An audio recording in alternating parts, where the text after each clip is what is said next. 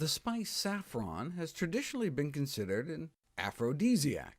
It has been shown to improve Prozac-induced sexual dysfunction in women and men, significantly improving erectile function. If it works for drug-induced dysfunction, might it work for just regular erectile dysfunction? Why not just use pills like Viagra? They can work, but many men stop using them due to, for example, adverse side effects.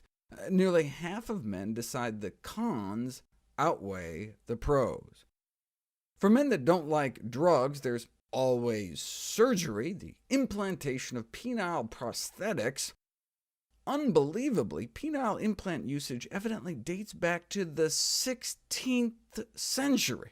Early experiments involved transplanting a guy's rib cartilage, or their actual rib, into their penis.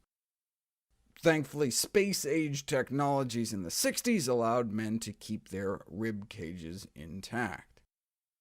Originally, the implants left men in a permanently erect state, but then the flexorod was invented with a hinge in the middle, so the guy could bend it down in half for improved concealment.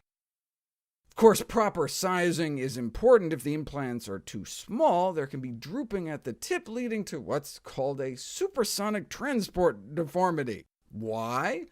Because its resemblance to the nose of the Concorde jet. Whereas over-long prostheses can also be a problem, with the semi-rigid rods eroding out of the penis. Although they generally perforate into the urethra, the rods can also extrude through the tip or the shaft. Ouch. Now there are inflatable devices, and perhaps one day there will be expandable foams that respond to external magnetic fields, or metal mesh technology that could expand and retract in a cage-like fashion. And you thought it was hard to get through airport security? Now there's got to be a better way. 20 men with erectile dysfunction were followed for 10 days, taking 200 milligrams of saffron a day. That's about a quarter teaspoon. But first, they were brought into the Rigiscan room, where they were hooked up to a computer-controlled, battery-powered system for recording of penile tumescence, meaning swelling and rigidity. You can hook men up and have them watch a VHS videotape, though use of the device is controversial, described as an expensive, complicated, and time-consuming effort. But after the 10 days of taking saffron, they did appear to be a significant improvement in tip and base rigidity and tumescence. Whether it's possible to replace Viagra-type drugs with this gold implant will require further research with a bigger sample size. But it's not just size that matters. They didn't use a control, so this could have all just been one big placebo effect. Finally, though, a head-to-head challenge: saffron versus Viagra. Now, normally there's a third group, a placebo group as well, but evidently they felt it would be unethical to let men go 12 weeks without an effective treatment. The saffron appeared safer, significantly fewer side effects like severe headaches, hot flushes, nasal congestion, and nausea, but not effective at all. So that's why I never did a video on the subject. It just doesn't seem to help. But maybe it's because they made the mistake of taking the saffron orally as opposed to rubbing it on their penis.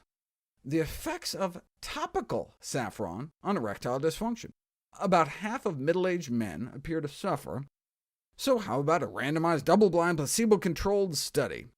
A gel containing 1% saffron, or, instead of saffron, a gel containing a little golden yellow food coloring so they looked the same, though presumably half the penises smelled like paella. I guess they didn't control for that. Both groups were trained to rub a pea-sized amount of the gel on their penis half an hour before sexual intercourse, and then were reassessed a month later. And compared to the food coloring gel, the saffron did lead to significant improvements in function and desire and overall satisfaction. They attribute the effects to a compound in saffron that evidently enhances nitric oxide production in the arteries, but if that's the case, then probably better to treat the cause and prevent the vascular dysfunction in the first place.